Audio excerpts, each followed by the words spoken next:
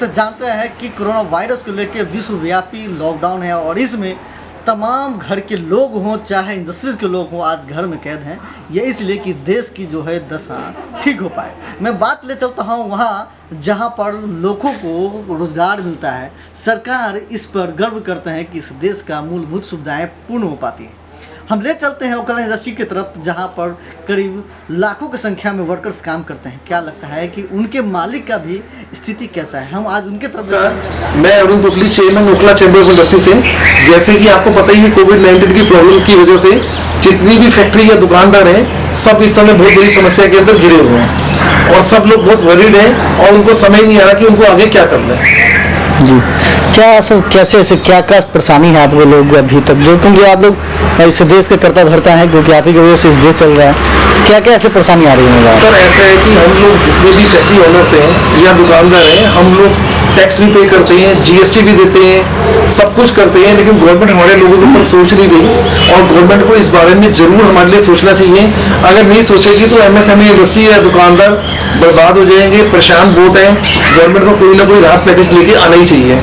सबसे बड़ी समस्या ईएमआई की है कि ईएमआई बंदा घर बैठ के कैसे पे कर सकता है। दूसरी हमारी समस्या वर्किंग कैपिटल को लेके है। हमें नहीं पता जब दुकानें या फैक्ट्रियाँ खुलेंगी तो हमारी जेब में कितने पैसे होंगे, हम रॉ मटेरियल खरीदने के पैसे होंगे या फिनिश गुड खरीदने के पैसे होंगे या नहीं होंगे।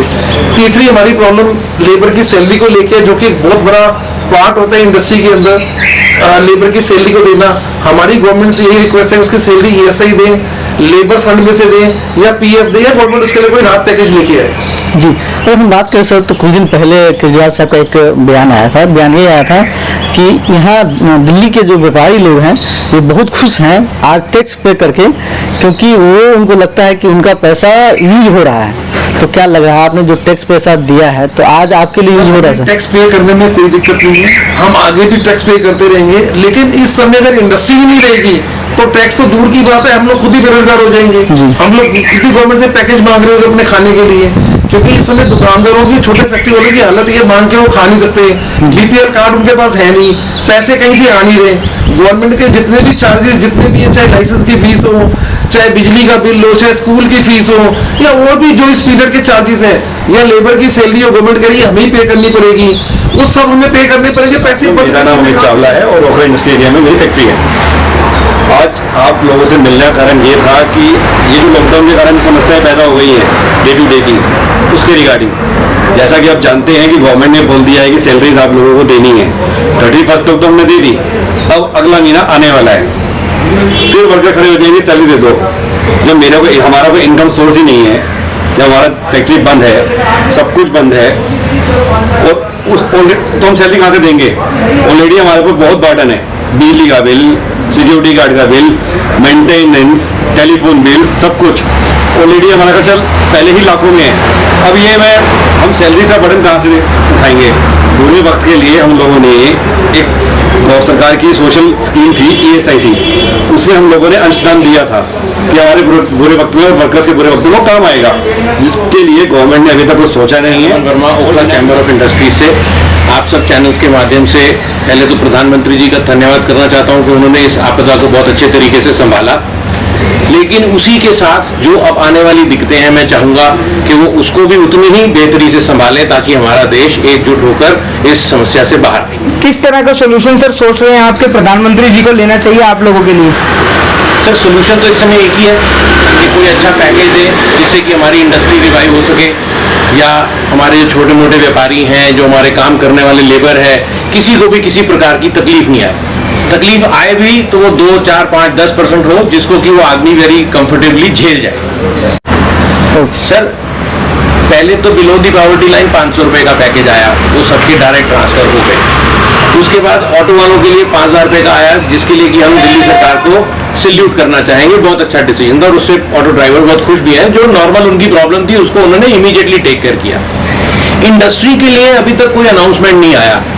मैं कहता हूं पैकेज आए बाद में, लेकिन अगर उसकी अनाउंसमेंट या उसका फ्रेमवर्क इंडस्ट्री वाले के सामने रखा जाएगा तो हमें आज ही एक दिल में एक राहत हो जाएगी कि यस, हमारे लिए भी कोई देखभाल करने वाला है। बिल्कुल चक्का जाम है, बिल्कुल स्टॉप है, परेशानी तो बहुत ज़्यादा है, बिल्कुल चक्का जाम होगा, बिल्कुल जल्दी होगा। और सबकी सोच गवर्नमेंट से भी की हुई है कि भाई गवर्नमेंट कुछ इसके अंदर हेल्प करेगी तो भाई इंडस्ट्री चल पाएगी, अगर गवर्नमेंट नहीं हेल्प करेगी तो बड़ा मुश्किल है इसका सर्वाइवल होना। क्या है आप लोग चाहते हैं कि सरकार इसे हेल्प करे? हम चाहते हैं कि गवर्नमेंट के पास जैसे हम लोग लेबर की ESI करवा रखी होती है, एम्प्लॉय स्टेट इंश्योरेंस जो करा होता है, उसके अंदर गवर्नमेंट को जो कुछ पोर्शन सैलरी का लेबर का वहाँ से देना चाहिए। तो कुछ अगर गवर्नमेंट के ऊपर डालेंगे तभी ये मिलजुल के हो सकता है। और वैसे तो हमारी गवर्नमेंट अच्छे स्टेप्स ले रही है, बट अभी तक उसका MSME के ऊपर ध्यान नहीं गया है, जिसके ऊपर उसको देना बहुत जरूरी है।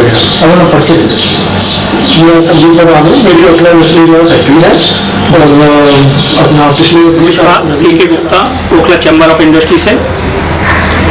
इस समय कोविड-19 की जो समस्या चल रही है उसके लिए मैं आप लोगों के माध्यम से बताना चाहता हूं कि गवर्नमेंट ने अभी तक कोई भी इंडस्ट्रीज़ के लिए या शॉपकीपर्स के लिए, छोटे दुकानदारों के लिए कोई भी राहत नहीं दी है।